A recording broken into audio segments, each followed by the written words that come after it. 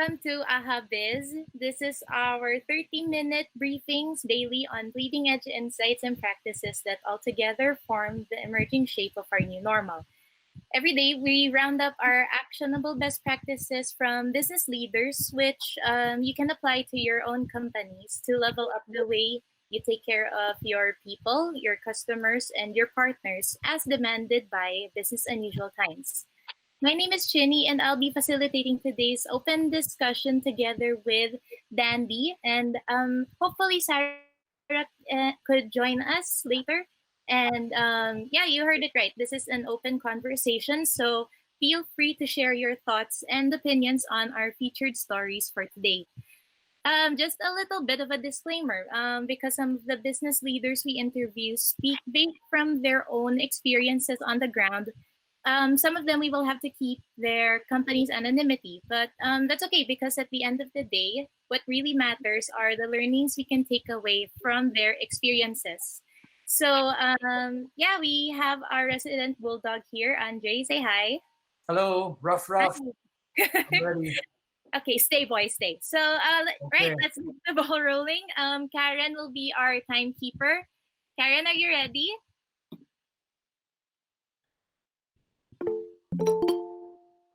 Okay. ready.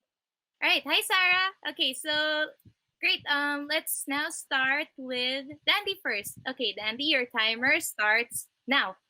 So I'll go up first. My AHA hero for today is WTA Design Studio. This established in 2003 and headed by principal architect William P.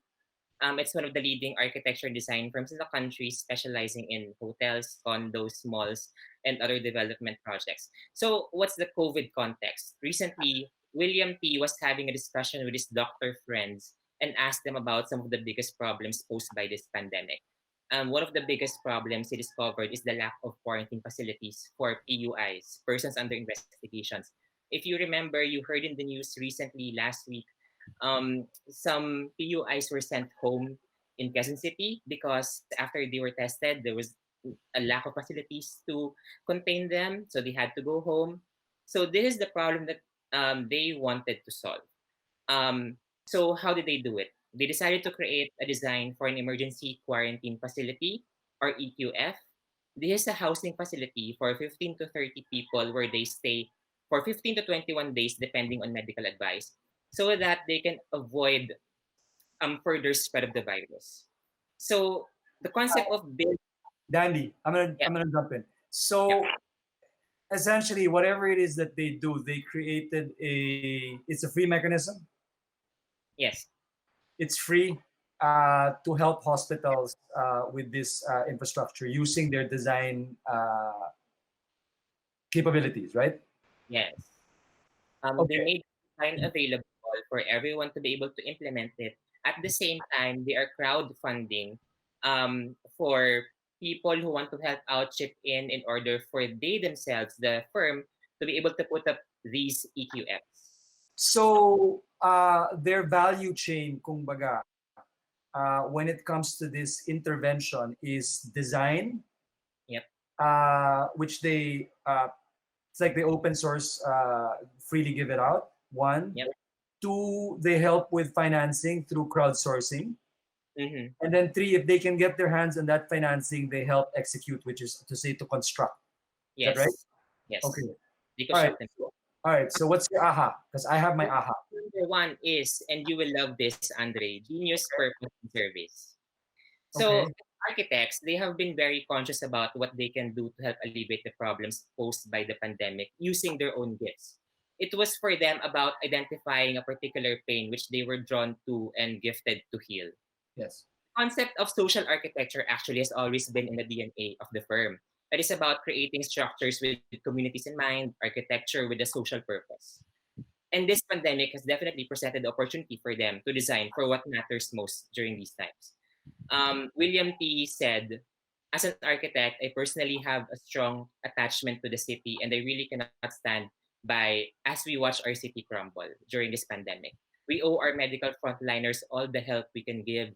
We have to act as a community so that the medical community can in turn save the rest of us. So you can really see how deeply personal of a pain this is for him. I think the And nice thing about William T is he's always been at the forefront of reimagining, re-envisioning social infrastructure structures in the city of Metro Manila, right? And this pandemic just gave him further opportunity to advance his uh, his mission, right? And yes, even though they're doing it for free, I mean, I like the GPS aspect, but let's not forget the strategic element for this. When the market reopens, right? Who are people going to think of? Now they who are people going to be top of mind of? They've just inserted themselves in that conversation, right? So it's building a lot of goodwill, getting mind space, while doing something that I'm sure keeps their people also invigorated and focused about how they can stay relevant here. So you're right, absolutely love it, right? Yeah. yeah. Okay, so my Yeah. idea number two is rapid prototyping. The goal for them was to come up with the design in 24 hours. The firm was able to accomplish this by looking into their past designs and seeing which one they can perhaps modify. They actually used a design for a pavilion that they did for an architectural festival earlier this year. Uh-huh. So this is crucial because time is of the essence and designing from scratch would have taken them more time. Yeah. They modified this design using inputs from doctors and of course WHO guidelines. And once they modified it, they made it immediately available to the public. And as they also started crowdfunding, as I said earlier. So really, speed was the top priority for Architect T. He says, we cannot turn into idle minds that succumb to analysis paralysis and watch as the virus slowly eats away at our communities. I like So this guy. yeah, so now they have built one EQF for the Philippine Navy Naval Combat Engineering Brigade, and they're on their way to build 47 other sites. So In I have yeah, a question. Everything else is GPS aligned and very much in their DNA, except maybe for the thing about crowdfunding, right? yeah. That wasn't part of any of their capabilities. What do you think of that now? I think What- for yeah. them, they're really just driven by how much of an impact can we do during this time. So they're exploring all of these platforms. They built a Facebook page where people can access not just their designs but also to learn more about how they can help. Um, of course, there's also that open source design which everyone can access. So it's really about thinking up all the ways for them to maximize the impact and for them to be able to gather the community for a particular goal, for the particular purpose. Yeah, I mean, these guys henceforth are going to be known not just as architects, but as social architects, as social engineers. Very good for their brand, but also they managed to notch up another skill set, which may not be obviously relevant to their business at this point, but who knows? And that is how to do crowdsourcing, crowdfunding. That wasn't by any means part of their, as I said, natural skill set before, but now it is. And to be able to learn on the fly must give their people and their team confidence.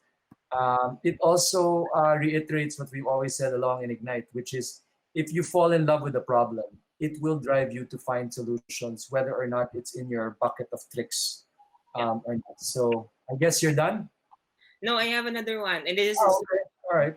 my Okay. AHA number three is continuous feedback loops and iterations. So as of now, because they have made the design open source, they have been getting feedback, suggestions, comments from architects as well, and from medical practitioners, doctors. And right now, they have actually iterated. They're in the third or fourth iteration of the design. So Right. it's really these constant feedback loops and iterations, and really getting the prototype out there. It doesn't have to be perfect. It just has to work, and then we can iterate from there continuously. Yeah, I think your time is up, but since we only have 3 out of 4 out of a usual 4 today, we can extend a little bit. I love this case study because uh, I wonder where else they could push the envelope. I mean, they're doing well right now. If they went back through the problem discovery loop, they might find that there are other problems that they can start, um, shall we say, addressing that is part of this loop. Maybe here we can invite our resident HCD expert, Miguel Aranaz, Right. to comment if he wants. No, but I would think that can they perhaps henceforth in the market they will be known as like I said, social engineers, social architects who can build things, quality things on the fly very quickly. I wonder if they could also be known for designs that aren't just functional but also fun. You know, what I'm saying. I mean, fun doesn't sound like a relevant word nowadays, but maybe it does. I mean, because it's so intimidating and it's so sterile. These environments when you walk into it, right? What if you saw a little bit of color there, etc. I'm not saying I'm zeroing in on the right thing, no. It's just that uh, in the spirit of staying relevant and value as usual, you know, these tents aren't just structures. They also house human beings and human emotions at a time when human emotions are frayed. No? So what else can they do in that regard? Might be something that we can throw back at them or throw back in the context of this exercise of thinking, how do I keep staying relevant? Miguel, do you have anything to add? Well, they're they're they're kind of in that space. I mean, I do know they created something like a few years back called the Bookstop Project, which is basically it was a pop-up library that they put in like different communities. So they're in that space. I don't know how fully involved they are in that. That it's something they do like constantly, but um, just with what they did now around the um, emergency quarantine facility, the social architecture aspect seems to be there. How how much they practice it is a different question though. Okay. Um, Dandy, anything else? That's it. That's it for me. Okay, I think Okay. we're ready for the scoring. Easily a five. Okay. Easily a five. Out of Thanks. five. All right. Thank you, Dandy. All right. So I guess I could go next. So my case study is. Oh wait. There we go. There's a timer. Okay. So my case study is an international electronics conglomerate. So they provide automation products and solutions for manufacturing companies. So their main struggle right now since COVID lies with selling to customers because they heavily rely on face-to-face demo equipment and delivering items to their clients since the lockdown. My aha number one is to invest the time and resources for customer relationships. So when their clients used to be so busy at work, now they're stuck at home. So to this company, this is the best time to promote and invest on customer relationships. So normally, when they would appreciate products with live demonstrations, this company makes do with promoting their products online. They invested in this software that helps them do their product demos together with their experts from Europe. So while they're not selling now, they're maintaining touch points will keep them visible to their customers at this time. So my aha number two would be going the extra mile.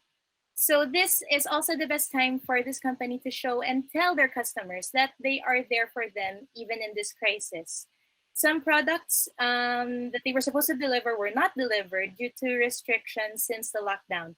So their people are regularly following up with customs, monitoring international trips. They even increase the cost of delivery just to make sure that the client receives what they need. So why go through all this trouble? Because they know how important their products are to the customers. If you think about this, their clients are the manufacturers of food, beverages, necessary items that serve the public at this time. So these clients cannot really afford to shut down, which is why this conglomerate is doing everything that they can. Okay, so my aha number 3 is continuous research. So when other companies are at a standstill now, just waiting for the lockdown to lift, this company keeps their ears on the ground. So their leaders know that they don't really know the answers, like what could be next for them. So they ask their teams to interview customers on the ground. How are they doing? What are they anticipating for the after the lockdown is over? So they make forecasts now around the data coming from their customers. So that's how they're planning their next steps in preparation for the reset. That's it. Nice. Thank you. We'll go back to that Okay. later on. Yeah. Are you done? Yeah. Okay. What's, So what's your favorite out of all those three ahas? to me, I like the continuous research because they're That's number 3, right? yeah. Number What I like the most about this is they don't just base their decisions out of their assumptions. So they're really on the ground talking to their customers, listening to their concerns, their anxieties. So they're doing these forecasts with the data. So they're by listening to their customers, they're not only making sure that they're visible to the customers, but also they're making decisions based on actual insights. So to me, it's a very customer centric way to go about strategizing. Okay. Yeah. Miguel, I wonder if you have any comments on this one. Well, it's always best to always go back to your stakeholder. So whichever form it is, whether it's always just keeping in touch or observing them constantly, finding ways even in this time of of like Corona. I guess to some extent, being able to not just fall in love with the problem, but fall in love with your user, with your stakeholder as well. It's a crucial thing. If you want to be able to impact their lives. Okay. Thank you, Chini. I give that a 4. Okay, great. Yes. Okay, thanks. So last but not the least, we have Sarah. Take it away. Hi. So, my case study for today is a creative media agency that merges media buying, digital agency, and creative think tank. So, they've even before prior COVID, they already brand themselves as a silo-less agency.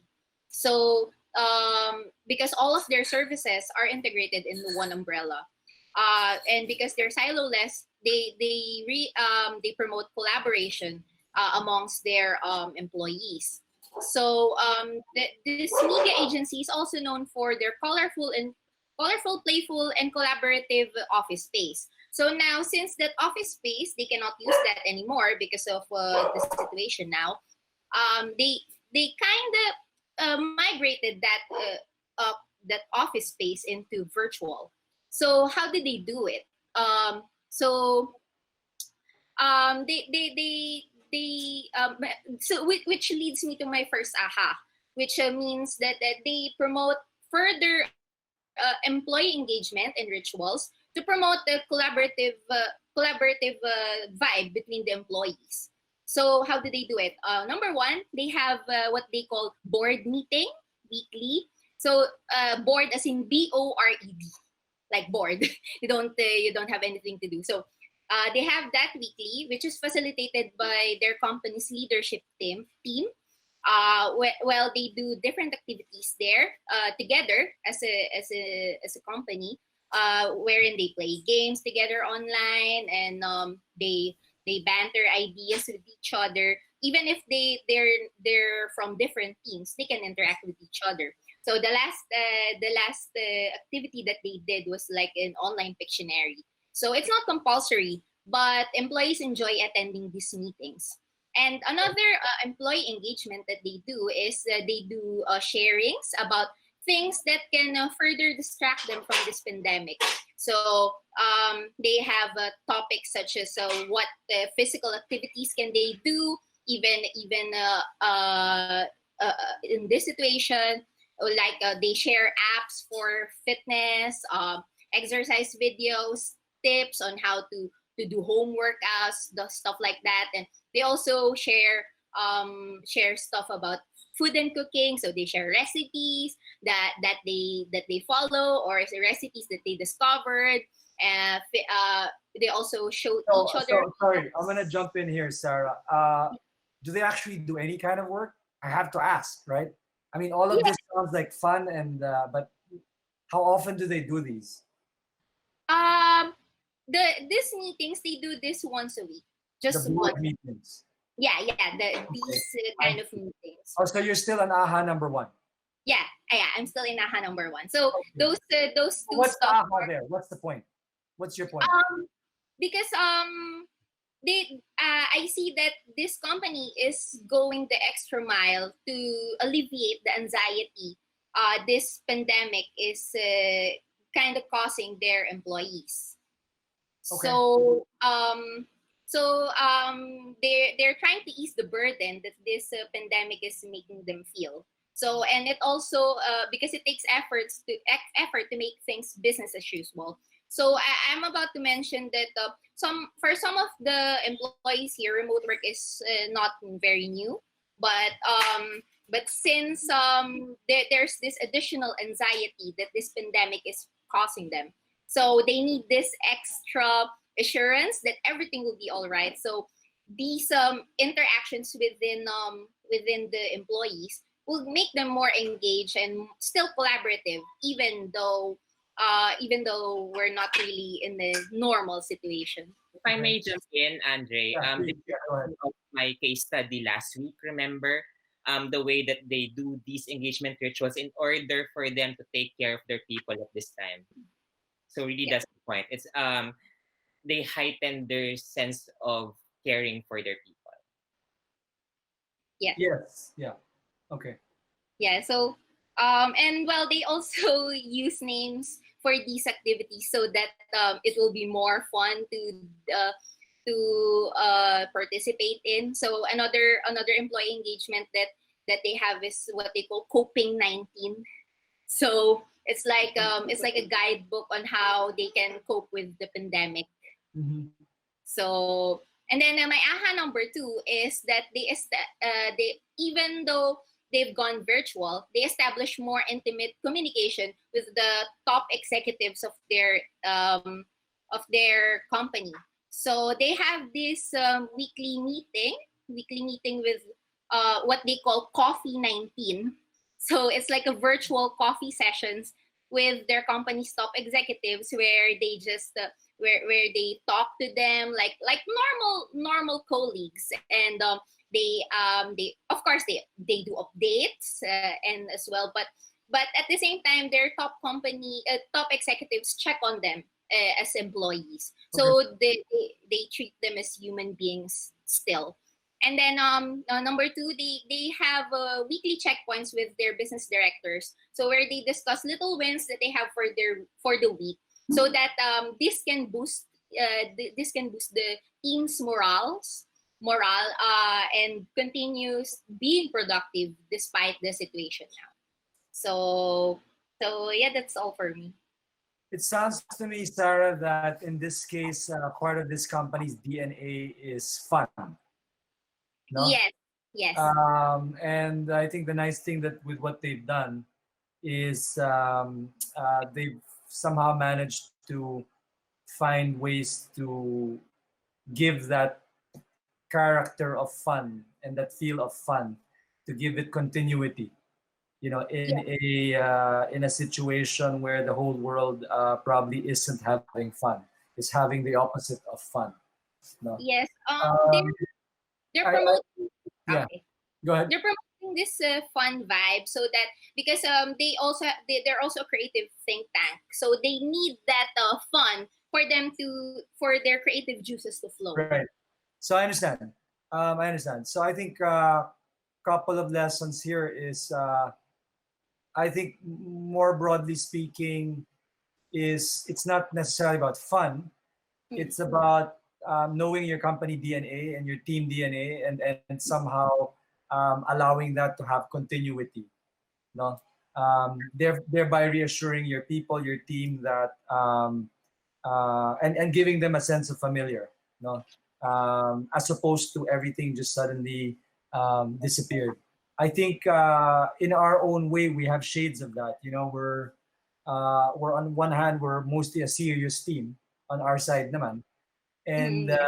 we're very mission driven, very focused, and we've managed to keep that same continuity, right? So I think in a period of such utter disruption, for you to be able to keep sacred what you hold sacred, whether it's fun, whether it's mission driven, I think is the aha here. Now that we Yeah. have to go out. No, I would not think it's necessarily fun. In fact, if it's not your company DNA, I'm not sure that doing these fun things right now is would be agreeable to me. But again, that's another topic. That's another topic altogether. Anybody else want to jump in with their own thoughts? Time check, it's 11:30, so Aha, okay. something. Yeah, we All need to right. be. So We could probably accommodate those to by me, that's a 4 out of 5 as well. So I want to thank everybody for joining. Go ahead. Okay, so um, now we could probably come up with our top three keywords that sum up what we've learned from today's featured AHA heroes. So anybody want to start throwing in their key learnings? GPS. Yes, GPS. Mm, I'd probably go with listening to customers. Keeping in Sorry. mind the company's Sorry, DNA. Miguel, what do you think about that phrase, listening to customers? Um, Hmm. Listening to people, stakeholders, maybe not customers. Oh yeah, stakeholders. Okay. I would say it's not necessarily always just listening. It's connecting with them, right? Steve Jobs Mhm. is famous for not being necessarily a listener to customers, but rather staying connected to them, anticipating what they need, whether they say so or not. So be careful with listening to customers. We're not always in the business of listening to customers, because then we would always just be followers, not leaders. The iPod would never have been built if we were just listening to customers. And of course, the lazy example is Henry Ford would not have invented mass automation of automobiles, because his customers would have told them, I need faster horses, right? So staying connected to customers is the point, not necessarily just listening and taking notes as to what the customers say. Go ahead. Right. Okay, so we have two now. We're down to the last one. Sorry, you were supposed to say something? Yeah. I was saying keeping in mind your company's DNA despite the situation now. It's DNA. DNA. being authentic. Keywords, right? Okay. Okay, Good. Ginny. Okay, great. So that's all for today. So tune in again tomorrow for your dose of leading edge insights and practices. So by the way, we also have other upcoming webcasts. So the schedule will be posted on the screen now. Or if not, okay, Later at 2:30. yeah. 2:30 to 4:30. That's 100-hour launchpad ready for takeoff, where we ourselves in Ignite will use the 100-hour launchpad, and we will see if we can come up with our own solutions fast. Fast, always fast. Okay. Okay, great. Thank you guys. That's it for Ahaviz.